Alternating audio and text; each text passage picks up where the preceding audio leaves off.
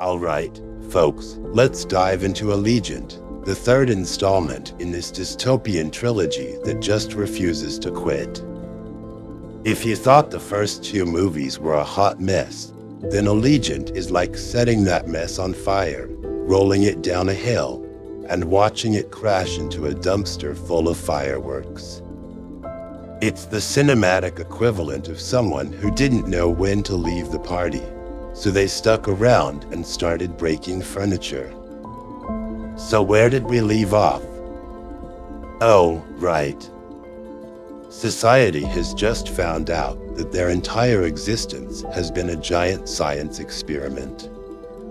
Like lab rats running around a maze, thinking they're living the high life when really, they're just entertainment for some sick sociologists in the sky. So naturally, our heroine Triss, her brooding boyfriend For, and their merry band of rebels decide it's time to break out of the city and see what's beyond the wall. Because nothing says good idea like venturing into the unknown with zero preparation, no plan, and a whole lot of unresolved emotional baggage. So, they escape from Chicago. Yep, the city's actually Chicago, but you wouldn't know it because the whole place looks like it was designed by someone who thought The Sims was too realistic. Our heroes scale the wall, escape the world they know, and head into the great wide beyond. And what do they find out there? More wasteland. But wait, this isn't your ordinary wasteland. No, this is the high-tech kind, filled with futuristic drones and genetically engineered creatures. And who's running the show in this barren hellscape? Enter the Bureau of Genetic Welfare. That's right, folks, genetic welfare. Because when you hear the word welfare, you think of helping people, right? Well, not in this world.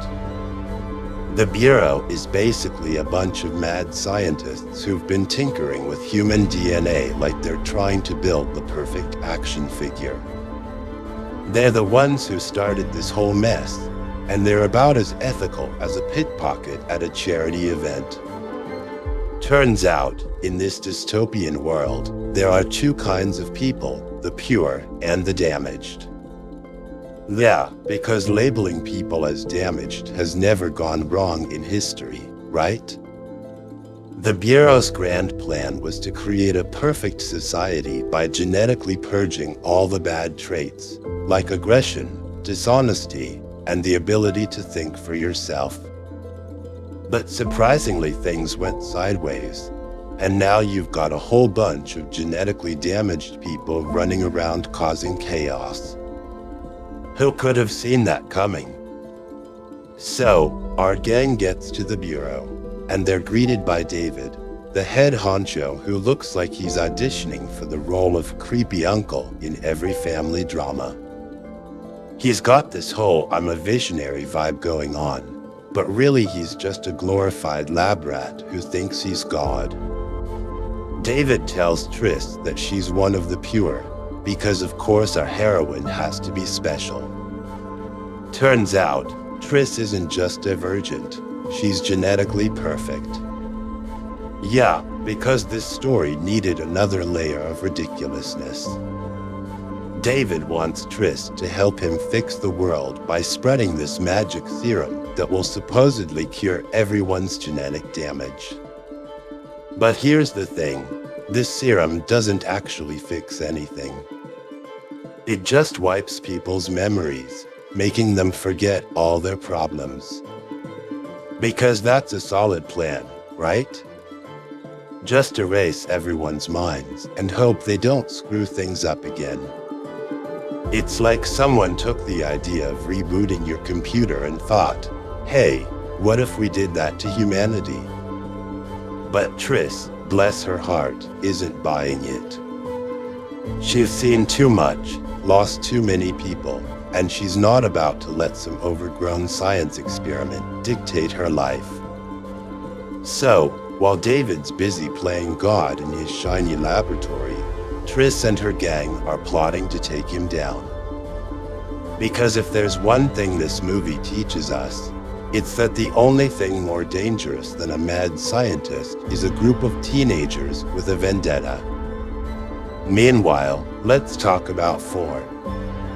Our brooding hero is having a bit of an identity crisis.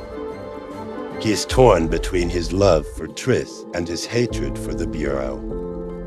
He's got trust issues, daddy issues, and now he's got issues with being labeled damaged. And instead of working through these problems like a normal person, he decides to go off on his own, joining a rogue faction of rebels who are determined to bring down the Bureau by any means necessary.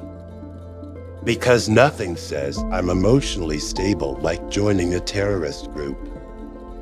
And while all this is going on, we've got the rest of the gang dealing with their own personal dramas. Peter is still being his snarky, backstabbing self.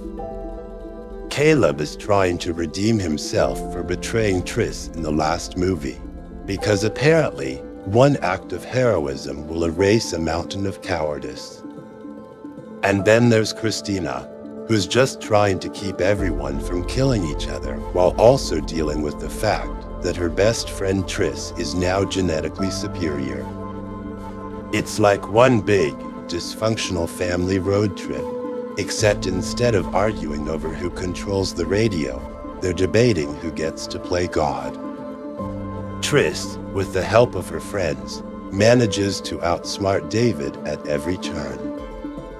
She's like a chess grandmaster playing against a guy who's just learning the rules.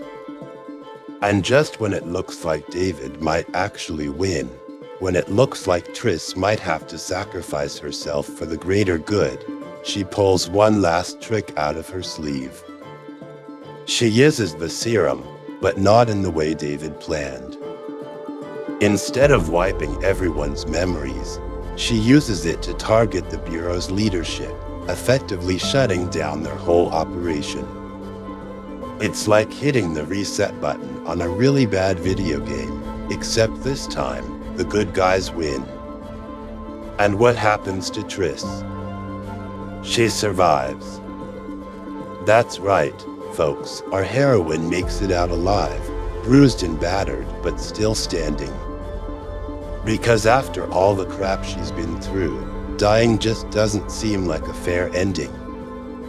So instead, she walks away from the rubble with 4 by her side, ready to rebuild whatever's left of their world. And as for David, let's just say he won't be playing God anymore.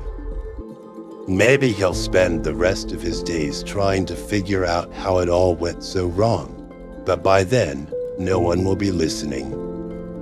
So there you have it.